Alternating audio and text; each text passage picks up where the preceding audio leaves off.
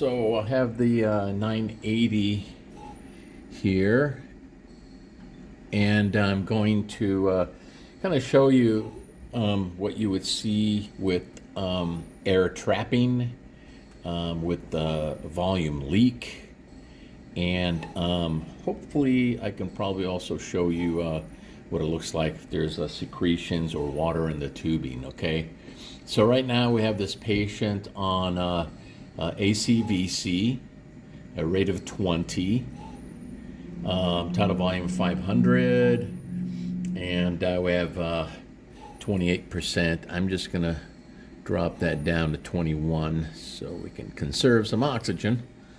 Okay, so right now we have kind of normal. It's a normal IE ratio of, let's go in here and look. Normal IE ratio of 1 to 2, as you can tell.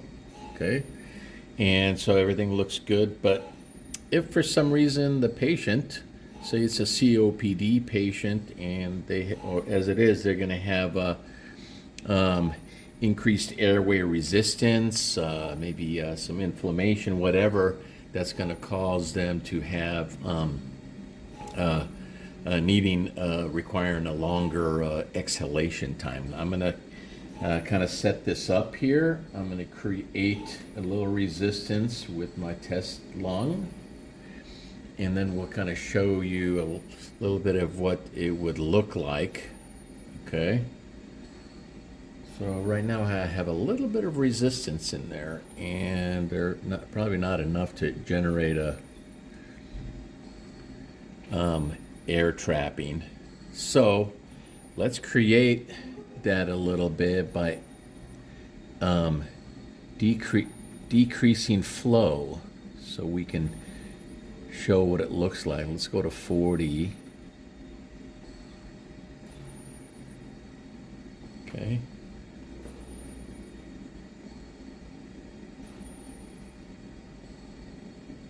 Okay, still pretty much nothing really happening there. Yeah, I'm going to try to create something that would, there's a little bit of air trapping. If you can look closely that it doesn't come to baseline. Okay, like for instance here, let's put no resistance, and you can see that it comes to baseline, and you even have a little pause before inhalation begins, so you can see that right there. Okay, but patients who have increased airway resistance, or they're COPD patients, you're gonna, now there we go, now this one actually generated some air trapping, and it's not coming up to baseline. I'm going to see if I can zoom in a little bit more with this and see if you can actually look at it. Really tighten this up a little bit. So now you should be able to actually see that it's not returning to baseline. Okay. I'm gonna create a little bit more resistance. It might cause the ventilator to high pressure, but let's try this. Here we go. More airway resistance. And now I'm gonna zoom out because I'm sure you can see that we are not returning to baseline. Okay, we're not coming up to baseline. And so that's air trapping. Okay, and it's probably generating some auto peep. So I'm going to do, let me zoom out, and then we'll try to see if we can see if we do an auto peep on this. And that one, let's see what we have to do. Down here on the bottom, you don't see my finger, but it shows a pause on exhalation. Let me go down here a little bit lower.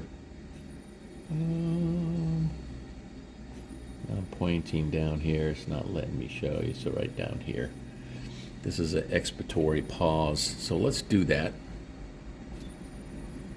It's going to pause, boom, and it's going to generate your peep up on top. If you saw that, 11.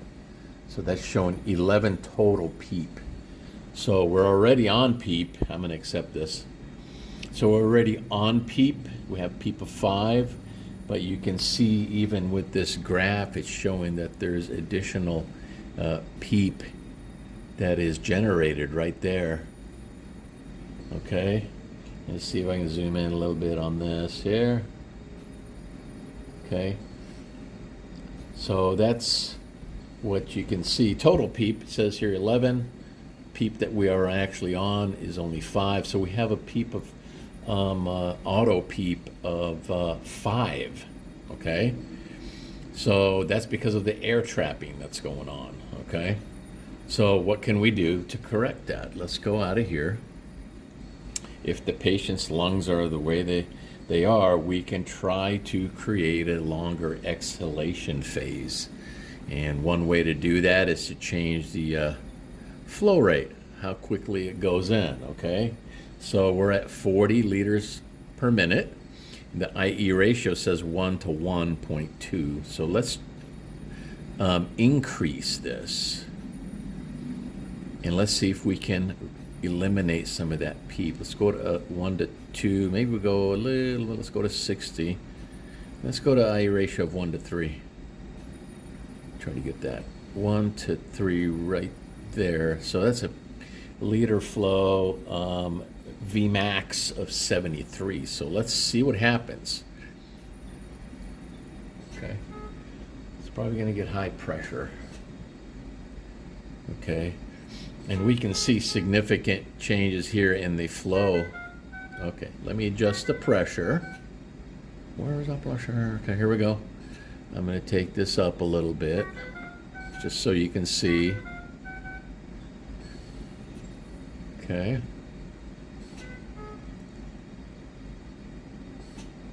And so peak, we're still getting peak pressures of significantly higher.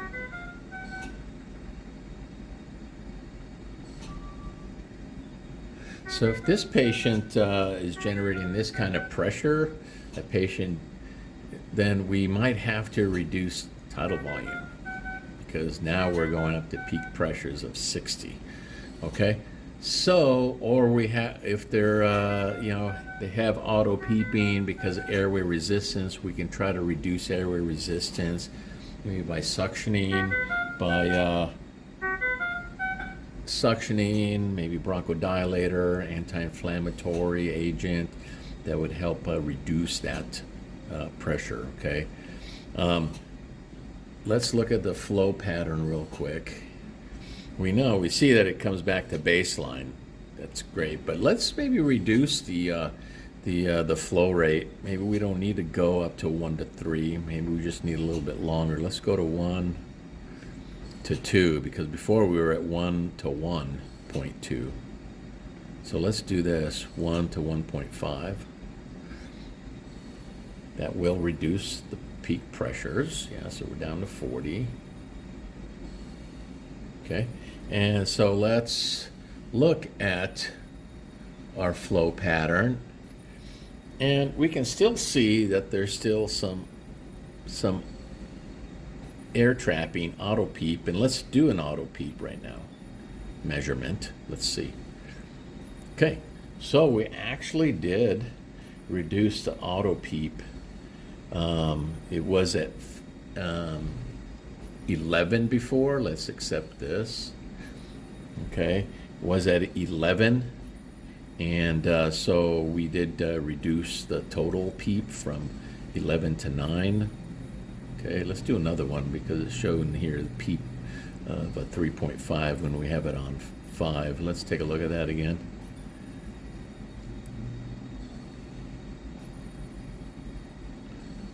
Okay.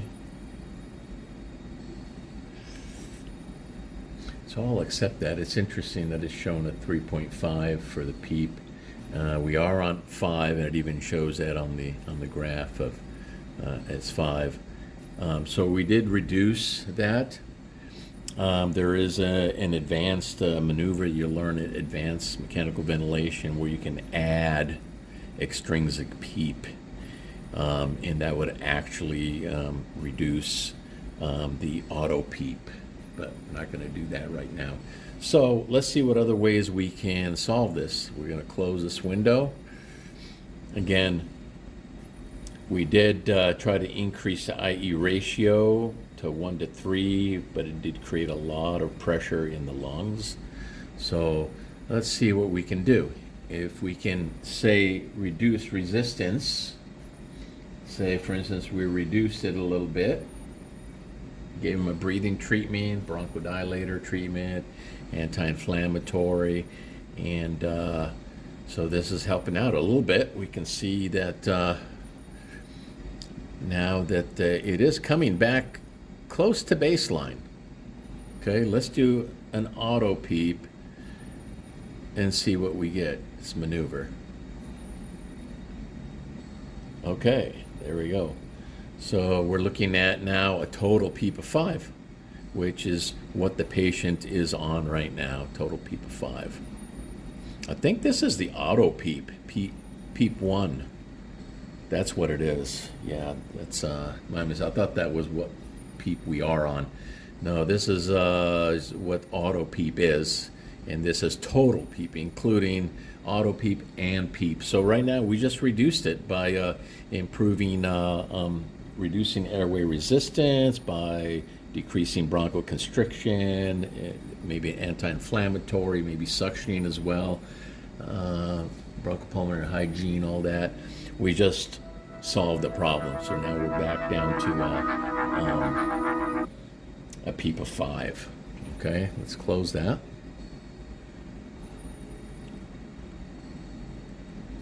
And we could even further make sure we give them a longer exhalation phase. Let's go back into the Flomax, Vmax. So we're going to go up on Vmax. Let's go up a little bit, 1 to 2. Let's see if pressures are still good. And we actually have come up to baseline.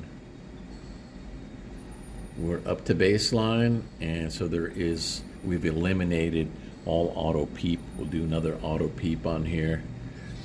Let's see. Okay. And it was just as good as the last one. Here it's actually showing you this white part here is the additional PEEP, the white. Okay. So that's air trapping and auto PEEP. Okay, I'm back again. I'm going to show you, we looked at auto PEEP, we looked at air trapping. We can see how we can correct that a number of ways. Now, also, there was another way is to probably reduce tidal volume. I think I mentioned that. But I'm going to look at now when we have any kind of leak, either a leak in the circuit or a leak around the cuff. And usually you see those more prominent in the volume scaler. So let's open that up a little bit, and you can see the volume scaler, how it looks, pretty much the same on the inspiratory and expiratory limb, okay? But we know it starts at 0, we deliver the volume, and the same volume should be returned pretty much, and it should come to baseline. If there is a leak, then what's going to happen is that it won't return to baseline. So I'm going to create a little leak right now.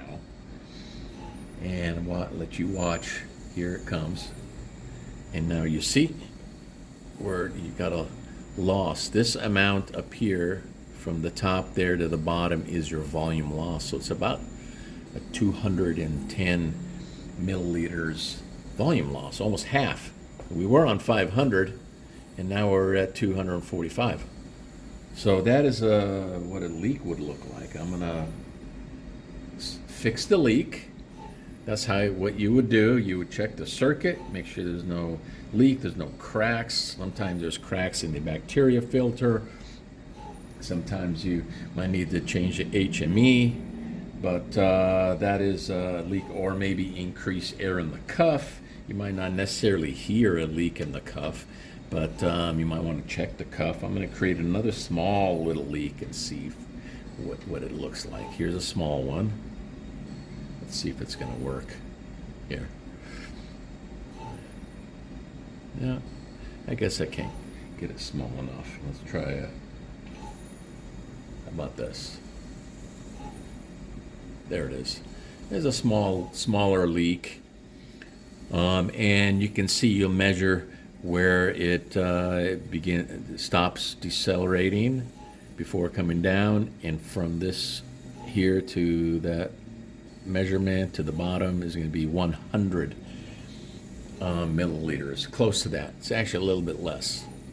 Okay, but that's a leak system. Okay, let's fix that.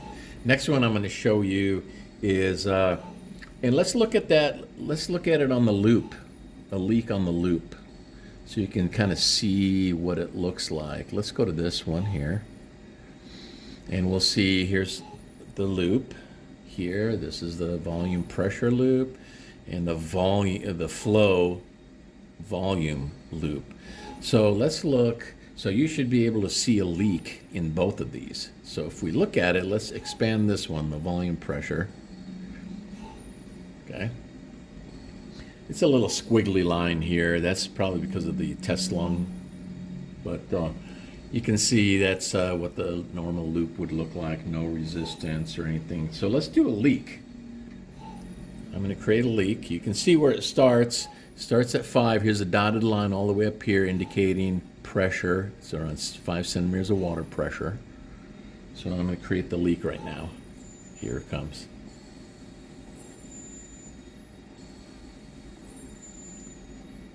Okay, so this is volume here. You can see where it's not coming back to baseline and actually losing not only volume, but you were losing pressure as well.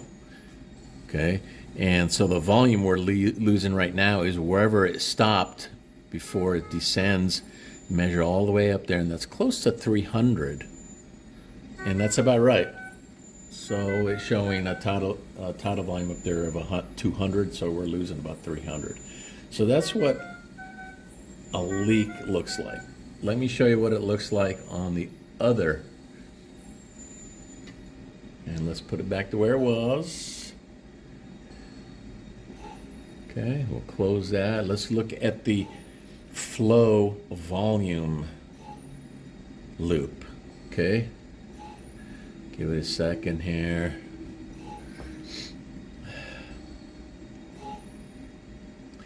This one you can't see the flow that's actually going. It's going straight up. I'm going to open it up a little bit so we can look at it. Now you can see the green kind of actually goes in real quick flow, and then exhalation is on the bottom. So volume, you would see here, this is volume. So you're going to deliver a volume, and then it should return back to 0. But with air loss, watch what happens. It doesn't return. Here it goes. Here's a leak. And it comes right back up to halfway. So whatever this amount is in volume, you can measure it, and it's about almost 300. Maybe a little bit less. And that's the volume. That's what it looks like when there is some leak in the system. Okay? So I'm going to fix that problem, and it should return, boom, return back to baseline. Okay, that's what a leak looks like. Okay, and let me close this. I'm going to show you what a trigger looks like if a patient triggers a breath.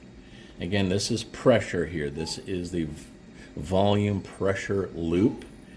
And when the patient triggers a breath, this is set on sensitivity of 2 centimeters of water pressure. So before the green part begins and the patient triggers a breath, it's going to go below that dotted line, which is your peep. So I'm going to create that right now and see if you can see what it looks like. It's going to deflect to the left. Hang on. Here we go. See that? It went to the left. That was a patient trigger. Here's another patient trigger. Another one. There's another one. Okay, so that's what it looks like when a patient triggers on a volume pressure loop. Okay, so those are some things that you can look at. There are a lot more. Actually, let me show you one where you have secretions, either secretions or water in the tubing.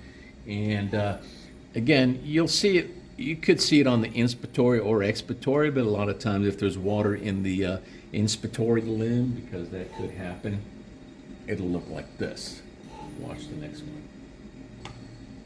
There we go. I just created a little movement of the fluid in the tubing like that. And it can be on the exhalation too. Okay, that's secretions in the tubing. What do? Drain the tubing, suction the patient, make sure it, if it's secretions. Let's close this window and let you see what it looks like on the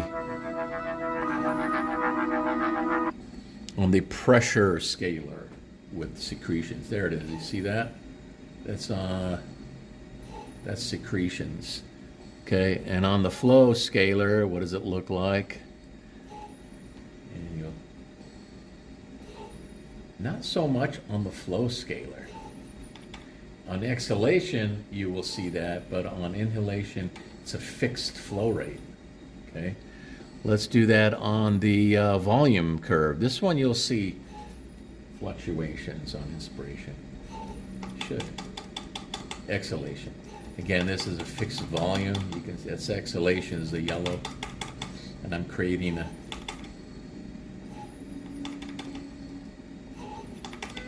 Okay, so you see the secretions a little bit more on the pressure scaler and on the volume pressure loop. Okay.